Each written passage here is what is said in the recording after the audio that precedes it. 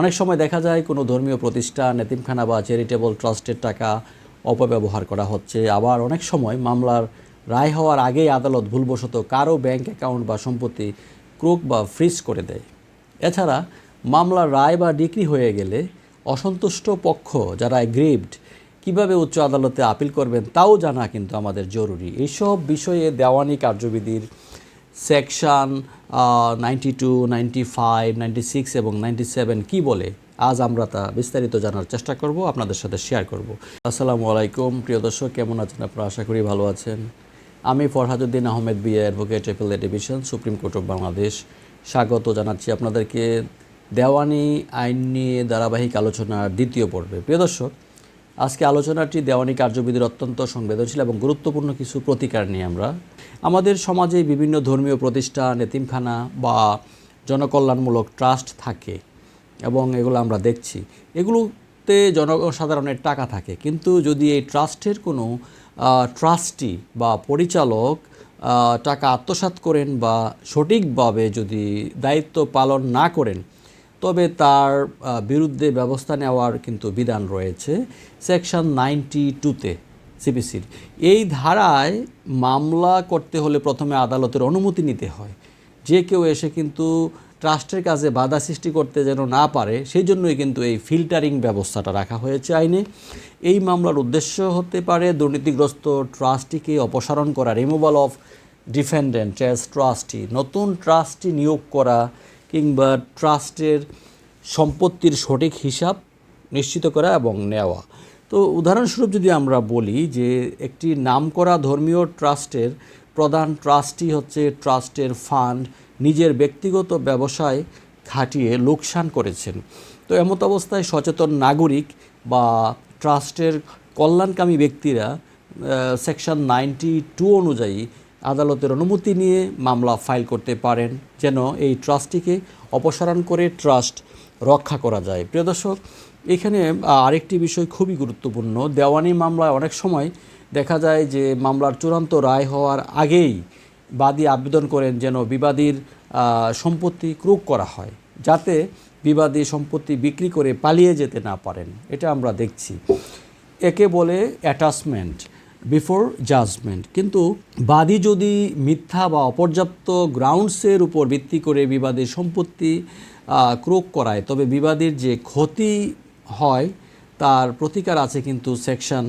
95-এ, অর্থাৎ 95 ধারায় কিন্তু এটার প্রতিকার পাওয়া যাবে। যদি প্রমাণিত হয় যে সম্পত্তি ক্রোক করার আবেদনটি ভিত্তিহীন ছিল এবং এর ফলে বিবাদীর আর্থিক বা ব্যবসায়িক ক্ষতি হয়েছে, তবে কিন্তু বিবাদী আদালতের কাছে ক্ষতিপূরণের বা কম্পেনসেশনের জন্য আবেদন করতে পারেন।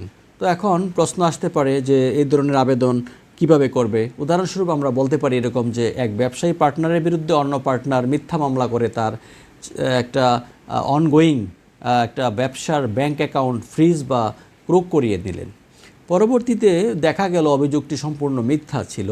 তো এই ভুল ক্রোকের কারণে বা ফ্রিজ করার কারণে ব্যবসার যে অপূরণীয় ক্ষতি হলো, তার জন্য ভুক্তভোগী ব্যবসায়ী 95 সেকশন অনুযায়ী ক্ষতিপূরণ এবং খরচের দাবি জানিয়ে কিন্তু বিজ্ঞ আদালতের কাছে আবেদন করতে পারবেন। দেওয়ানি মামলা ট্রায়াল বা বিচার শেষে আদালত যে চূড়ান্ত সিদ্ধান্ত বা রায় দেন তাকে আইনগত ভাষায় বলা যায় ডিক্রি বা বলা হয় ডিক্রি। এখন বিচারিক আদালতের অর্থাৎ ট্রায়াল কোর্টে এই ডিক্রিতে যদি কোনো পক্ষ সন্তুষ্ট না হয়, তবে তার অধিকার রয়েছে উচ্চ আদালতে আপিল করার। এই মৌলিক অধিকারটি নিশ্চিত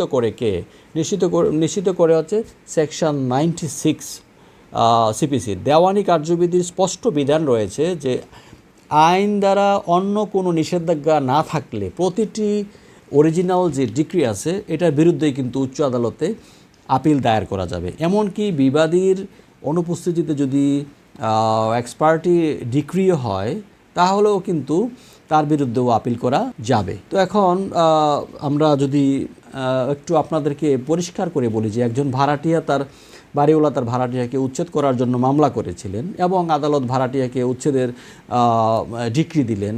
ভাড়াটিয়া যদি মনে করেন যে আদালতের এই আদেশটি আইনসম্মত হয়নি, তবে তিনি সেকশন 96 অনুযায়ী কিন্তু জেলা জজ বা উচ্চ আদালতে এই ডিক্রির বিরুদ্ধে আপিল দায়ের করতে পারেন। তো প্রিয় দর্শক, এখানে দেওয়ানি মামলার ক্ষেত্রে অনেক সময় আদালত 2টি ধাপে রায় দেন, এটা আপনারা অনেকেই জানেন, আবার যারা জানেন না তাদের জন্য বলছি। প্রথমে দেন একটা প্রাথমিক ডিক্রি বা প্রিলিমিনারি ডিক্রি দেন, যা পক্ষদের অধিকার নির্ধারণ করে, আর পরে দেন হচ্ছে একটা চূড়ান্ত ডিক্রি, যেটাকে আমরা ফাইনাল ডিক্রি বলি।